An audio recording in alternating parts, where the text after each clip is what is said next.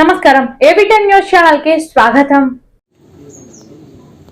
రేవంత్ రెడ్డి గారు మన ముఖ్యమంత్రి వర్యులు వారి నాయకత్వంలో ఎన్నికల రిజల్ట్ వచ్చి ఈ రోజుకు 3 నెలలు అయింది. ఇలా 3 తారీఖు ఈ రోజుకు 3 నెలలు పూర్తి చేసుకోవడం జరిగింది. ఎన్నికల సందర్భంగా సెప్టెంబర్ 17 తారీఖు నాడు శ్రీమతి సోనియా గాంధీ గారు తెలంగాణ 4 కోట్ల ప్రజానికానికి ఇచ్చిన భరోసా 6 భరోసాలు ఏతున్నాయో గ్యారెంటీలు ఏతున్నాయో దాదాపు 4 గ్యారెంటీలు పూర్తి చేయడం జరిగింది. అవి కూడా ఇవాళ కరెంటు 0 బిల్లు కూడా రావడం జరిగింది. అదేవిధంగా 500 రూపాయల గ్యాస్ కూడా డబ్బులు పడతా ఉన్నాయి.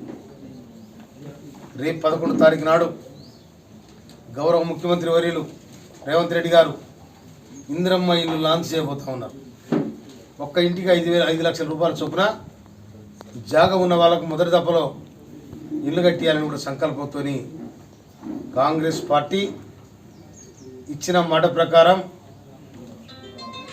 మాట నిలబెట్టుకోవడానికి, తెలంగాణ ప్రజలకు ఇచ్చిన భరోసాను నిలబెట్టుకోవడానికి గౌరవ ముఖ్యమంత్రి వర్యులు పటిష్టమైన ఆలోచనతో వారు ఉన్నారు. కనుక వీరు చెప్పిన మాటే చేస్తారు, చేసిన పని చెప్తారు.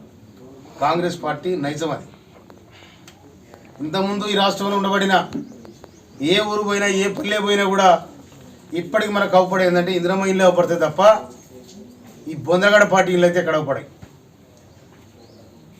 ఇవాళ బీఆర్ఎస్ పార్టీ వాళ్ళు రకరకాల ప్రేరేపణలు పేలుతూ ఉన్నారు. స్థాయి లేనివాడు, దొంగల సద్దుమోసిన వాళ్ళు వీళ్ళందరూ కూడా ముఖ్యమంత్రి గారి కోసం చిన్న మాటలు మాడుతూ ఉన్నారు. కానీ సూర్యుని మీద ఉమ్మేస్తే ఎవరి మీద పడుతుంది, వాళ్ళ మీద పడుతుంది, వాళ్ళ ముఖాన పడుతుంది. అది గుర్తుపెట్టుకోవాలి. స్థాయిని మరిచి అవగాహన లేకుండా మాట్లాడి ఇవాళ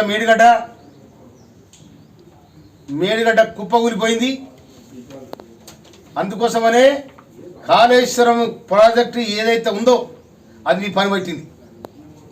మిమ్మల్ని ఓడగొట్టింది కాళేశ్వరం ప్రాజెక్టే, ఏది కాదు. అందుకోసమనే కాంగ్రెస్ పార్టీ ఇచ్చిన మాట ప్రకారం బ్రహ్మాండంగా ఇచ్చిన హామీలన్నీ కూడా నెరవేర్చి ప్రజల గుండెల్లో పదిలంగా ఉంటుంది కాంగ్రెస్ పార్టీ.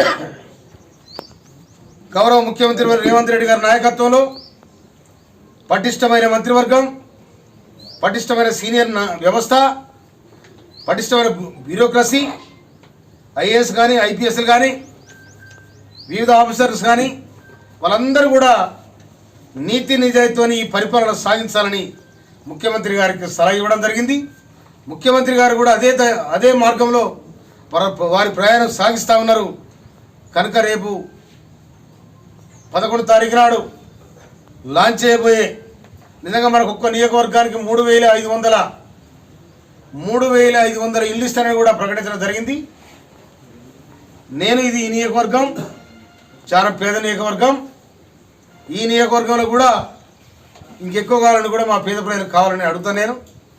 ఇవాళ ఈ 3 నెలల్లో మనం ఈ నియోజకవర్గానికి సంబంధించి మొన్న గౌరవనీయులు మన ఇరిగేషన్ శాఖ, నీటిపారుదల శాఖ మంత్రులు ఉత్తమ్ కుమార్ రెడ్డి గారి దగ్గర పోయి తాటిపాముల వస్తకొండూరు మధ్యలో బ్రిడ్జి కట్టాలని కూడా ప్రపోజల్ చేయడం జరిగింది.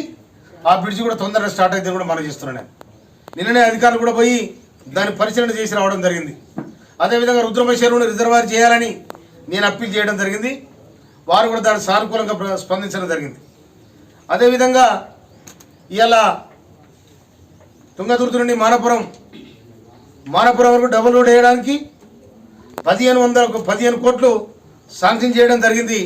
ఆ 15 కోట్లతోని ఇక్కడ రావులపల్లి చివరస్త వరకు అది డబుల్ రోడ్ అయింది. ఆ తర్వాత దాన్ని కంటిన్యూ చేయడం జరుగుతుంది. అదేవిధంగా తిమ్మాపురం నుంచి కొమ్మాల, కోడూరు, సంగం, ఎలకపల్లి, శిల్పకుంట్ల, నూతరకాల వరకు ఈ పిఆర్ రోడ్ కూడా శాంక్షన్ చేయడానికి ప్రపోజల్ పెట్టడం జరిగింది. అదేవిధంగా సిఆర్ఐఎఫ్ అంటే central roads and safety roads పని మీద శాల్గావరం నుంచి జానకిపురం దాకా 2 మండలాలు కలుపుతూ ఇప్పుడున్న ఈ ఒలిగొండ తొర్రూరు హైవే రోడ్డు కలుపుతూ లింకు చేస్తూ 6 డబుల్ రోడ్ చేయడం జరుగుతూ ఉంది. కనుక ఇలాంటి కార్యక్రమాలు కాంగ్రెస్ పార్టీ అధికారంలోకి వచ్చాక జరిగింది, జరుగుతాయి, ఇంకా జరుగుతాయి. ముఖ్యమంత్రి వర్యులు నిన్ననే నేను మొన్న సెక్రటరియట్ పోతే మోత్కూర్కి డిగ్రీ కాలేజీ, మన తిరుమలగిరికి జూనియర్ కాలేజీ కూడా శాంక్షన్ చేయడం